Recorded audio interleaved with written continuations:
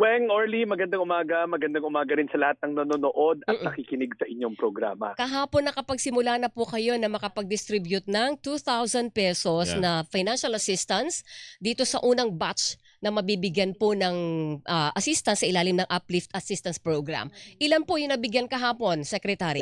Weng, Orly, linawin ko lang yung entrada kasi walang gutom program. Yes, Magkaiba yun. Kasama lahat yan. Uplift Assistance. Yes. Ang Iba ho ito. ang Tama topic po, natin. tama po. Oo. Medyo nalihis ata tayo doon. Well, una, tatlong grupo kasi yan, di ba? Gusto ko linawin. Yes. Group number 1, pangkat number 1, yan yung mga 4-piece beneficiaries and walang gutom food stamps beneficiaries. In total, 3.5 million yan. Na household. Makakatanggap sila ng tigda 2,000. In fact, by today, tapos na halos lahat yan. Okay. I would say around 90% kasi Weng, Orly, kinikredit na lang namin sa ATM nila. Yes, Hindi naman walang payout. So nauna na yan. So by this week, halos tapos na yan or tapos na. Ngayon, yung pangalawang pangkat, yan naman yung mga poor, sabi ng PSA, kasi remember, ang talaan galing PSA sa CBMS nila. So may survey sila di ba? So para mas madaling intindihan, yung CBMS ay household survey na ginawa ng PSA noong 2024. Ngayon, binigyan nila kami ng panibagong pangkat.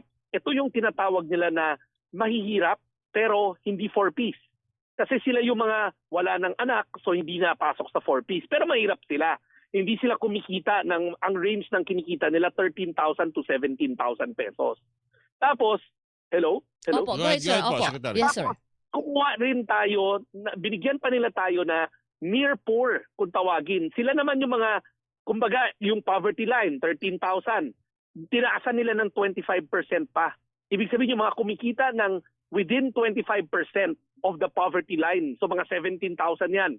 Ang pesos. Ang total na sa grupo na to, ang total niyan is around 2.5 million household. And then yung pangkat number 3, sila naman yung tinatawag na low wage earners ng SSS. Yung mga kumikita ng 20,000 pesos pababa. SSS naman nagbigay sa amin ng mga benepisyaryo noon. 1.5 million household yon. Yung pangkat number 2, yun yung nakikita yung minamanual payout kahapon at tuloy yan this week kasi kaya manual dahil wala kaming record ng mga GCash nila. So ngayon, ima-manual natin pero para malaman rin natin kung buhay pa ba itong pinag-uusapan nating individual, kung totoong tao ba to, di ba? And then, pag nakuha niya yung 2,000 niya, kukunin na natin yung GCash account niya para sa mga susunod na payout kasi hanggang December to Unlike yung pangkat number 1, one time na 2,000, yung pangkat number 2 at pangkat number 3, tigto 2,000 mula July hanggang December. So lahat yan, gusto natin may GCash account para next round, automated na, digital na, hindi na sila pipila. Yesterday, nakatapos tayo ng almost near 100,000. Pero malayo-layo pa tayo, tuloy-tuloy yan till end of the month para matapos natin yung suma total na 2.5 million sa pangkat number 2. Yung number 3 or group number 3, within the week, i-credit rin lang yon yung 1.5 million na SSS low wage earners, i-credit lang sa kanilang ATM. Hanggang December po yung pangkat 2 and 3. Bali July to December, 6 na buwan sila. Yung 4-piece, isang buwan lang. One time, 2,000. Alright. Bakit po ganun? Bakit one time lang sa 4-piece? Okay, bigyan kita ng dalawang rason. Ayon sa pagsusuri ni Professor Toots Albert ng PIDS, yan yung think tank ng gobyerno. Yung halaga, kasi marami nang katanong, bakit 2,000? Diba? Ang sa pagsusuri nila, itong pagtaas ng presyo ng krudo, ng petrolyo, na will lead to inflation o yung pagtaas ng presyo ng bilihin, sa mga pinakamahihirap natin, yung bottom 20% ng ating populasyon, ang nawala sa kanila kada buwan ay 700 pesos hanggang 1,200 pesos on an average. So ibig sabihin, yung 2,000 doon natin hinango na para kung sakaling tumaas pa ng konti, may buffer pa rin tayo. Ang layunin kasi natin walang magugutom, Weng, Orly. Kasi pagka remember, mabawasan yung purchasing power nila o yung halaga ng pera nila, yung kinikita nila. That means magtitipid sila sa pagkonsumo ng pagkain or apektado yung mga anak nila, siguro yung mga baon sa school, di ba? So, ng ating presidenteng BBM, huwag mangyari yon. Walang magugutom. Kaya sisiguraduhin natin na mapapalitan natin yung halaga ng kanilang nawawala. So that's the first answer, 2,000 pesos. Bakit one time lang yun sa 4-piece? Kasi kung tatandaan nyo, meron pa naman silang tinatanggap na regular na monthly. Opo. Oo, ang average nun 3.5 kung nag-comply sila. Tama po. So gusto natin maramdaman naman ng mga ibang mamamayan natin, yung alam naman natin limitado ang resources, hindi naman natin kaya lahat sabay bigyan.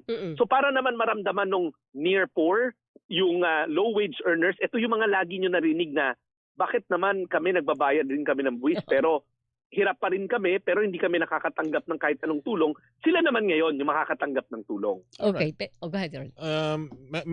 Yung kinikwento nyo kasi, Secretary, hindi ko maiwasang isipin na malamang maging laman ito ng SONA ng Pangulo sa this coming Monday, no? Sa July 27. Pero meron ding mga observation na pag marami kasi question lalo na pag may nakikita tayong mga resulta ng survey, parang hindi tumutugma kung sa dami na naseservisyohan, yung dami ng mga nagrereklamo pa rin. Bakit kaya, Secretary Gatchalian?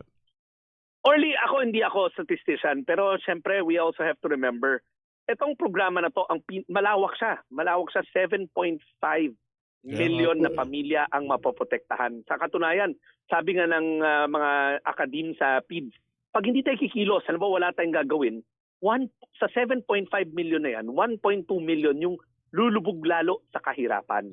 Papasok pa sila deeper into poverty or yung mga near poor, papasok na tuluyan sa kahirapan. Or Liweng, alam naman natin na maraming pangangailangan na kailangan tugunan at siguro isa lang to sa marami pang programa na kailangan namin patuloy na ilunsad para maramdaman ng ating mga kababayan. Times are hard, Orly.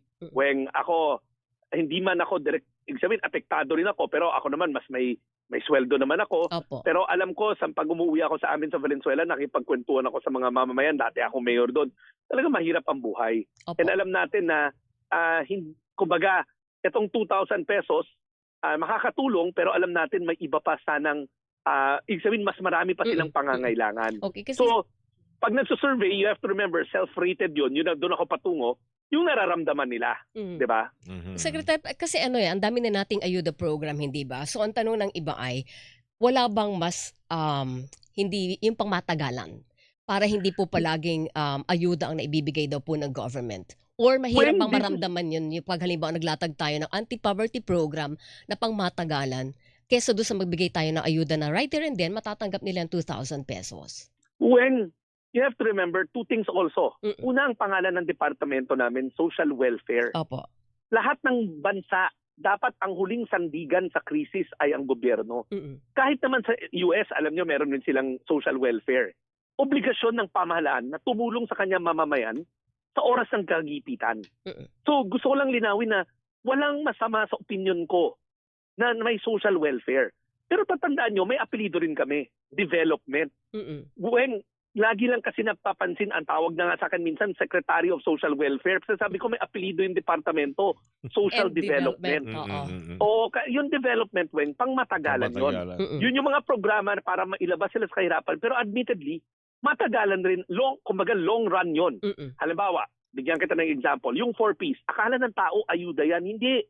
May kondisyon yan, may obligasyon sila, development yan. In fact, yan, hindi yan para wakasan ng, kasi minsan sabihin nila, ang dami na nagastos sa 4Ps, ba't mahirap pa rin ang tao? Tatandaan nyo, ang disenyo ng 4Ps, hindi para sa kahirapan ngayon, kundi putulin ang kahirapan na naipapasa mula sa tatay sa kanyang anak. Breaking intergenerational poverty ang layunin ng 4Ps. At yung 4Ps, kung titignan nyo, investment yan para yung mga bata makapag-school, para mag-healthcare sila na maaga, yung early childhood intervention sa mga health center. Kasi kung hindi mo gagawin yan, hindi tayo namumunan sa tao, talaga maiiwanan yun. Yung mahirap ngayon, ipapasa niya sa anak niya yung kahirapan at tuloy-tuloy yun. So kahit na lumalago ang ating ekonomiya, iilan lang ang tatamasa nun dahil itong mga mahirap nasa ilalim pa rin. Hindi sila, kumbaga, hindi natin na-unlock yung kanilang value dahil hindi tayo namahunan sa kanila. So I'd like to look at 4Ps as a development program kasi tignan nyo, ang dami na, hundreds of thousands na ang nakapagtapos. May mga 30,000 na kami na mga na-produce na mga licensure exam passers. May mga top-notcher pa sa iba't ibang larangan. So putol na, umalis na sila sa programa. So ngayon, productive member na sila ng ating estado, ng ating bansa. So ang point ko doon, the development programs are there. Pero mas matagal talaga admittedly makita ang resulta dahil ang kahirapan, hindi mo naman kaya burahin sa isang araw. Totoo po Pero habang inaantay mo mangyari yung pantawid, kaya nga tinawag pantawid, para makatawid sila, kailangan may social welfare. Lalong-lalo na, Weng, Orly, hindi naman ang lumalapit lang sa amin yung mahihirap. Minsan meron tayong mga middle class, mga mayayaman na biglang nagkaroon ng sakit yung breadwinner, that then bigla na nilang kailangan ng social welfare. Gusto namin malaman nila na kahit na hindi sila mahirap, welcome sila sa DSWD office kung may pangangailangan sila because that is the responsibility ng ating Estado. Alright. Secretary, naku, maraming salamat po sa oras ngayong umaga. Thank you. Good luck po. Salamat po. Weng, Orly, maraming salamat. Magandang umaga. Good morning, sir.